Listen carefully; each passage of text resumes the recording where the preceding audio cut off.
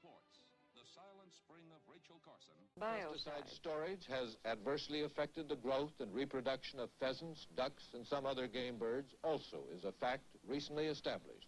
Dr. Buckley of the United States Fish and Wildlife Service. We have found a reduction in the number of eggs laid, a reduction of the fertility of the eggs that are laid, a reduction in the number that hatch from these which were fertile, a reduction in the number of viable chicks that are produced from the eggs that do hatch, and lastly, an increased percentage of cripples among the young which do hatch. In this case, not only does it affect reproduction, but if you'll notice these pheasants here, this is a normal male pheasant. You can see the white band on the neck. This is a male pheasant whose diet included about 125 parts per million of one of the chlorinated hydrocarbons. This male has none of the normal plumage characteristics that you find in the normal male pheasant. This, you notice, has plumage which is typically that of the female. And one other thing I should point out on this, too, that is that the levels that do this are much below the level which will produce death. And this is true not alone of the insecticides, but also this is true of some of our common herbicides, where at levels as low as a fourth that necessary to kill will adversely affect the ability to reproduce. Since the mid-1940s, over 200 basic chemicals have been created for use in killing insects, weeds, rodents, and other organisms described in the modern vernacular as pests. And they are sold under several thousand different brand names. These sprays, dusts, and aerosols are now applied almost universally to farms, gardens, forests, and homes. What remains to be known about the effects of pesticides on birds and other wildlife? Dr. John Buckley, Director, United States Fish and Wildlife Research Center. Proportionally, we've just barely made a dent in this whole field of knowledge. We've examined something like 60 compounds out of the several hundred that are in common use.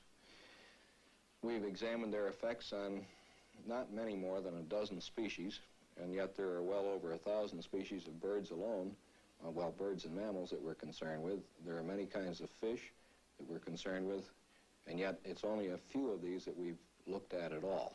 In addition, we'd like to know the levels of residues of most of the common pesticides throughout the total environment. And we find them on birds, for example, taken from almost any place.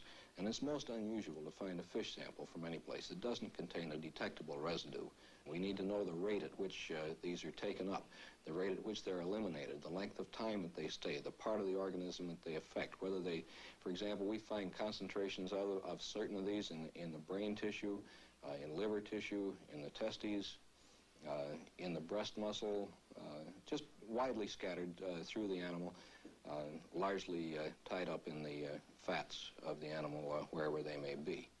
You need to know then how these concentrations affect these particular organs, the brain, the liver. Yes, we need to know the effects of these compounds on each of these organs, or conversely, the lack of effect. But we need to know we need to answer the question, so what, when we find this material here? What does it mean? And this I don't think we know well for any compound in any individual bird.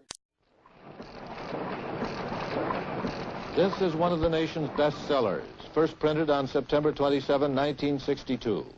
Up to now, 500,000 copies have been sold, and Silent Spring has been called the most controversial book of the year. Biologist Rachel Carson, who also wrote The Sea Around Us, worked 4 years in the preparation of Silent Spring. What she wrote started a national quarrel. Chemicals are the sinister and little recognized partners of radiation in changing the very nature of the world, the very nature of its life.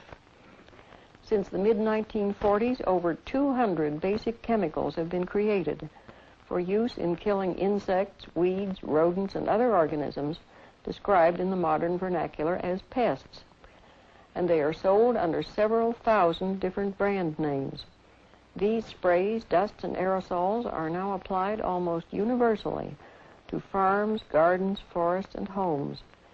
Non-selective chemicals that have the power to kill every insect, the good and the bad, to still the song of birds and the leaping of fish in the streams, to coat the leaves with a deadly film, and to linger on in soil. All this, though the intended target may be only a few weeds or insects. Can anyone believe it is possible to lay down such a barrage of poisons on the surface of the earth without making it unfit for all life? They should not be called insecticides, but biocides.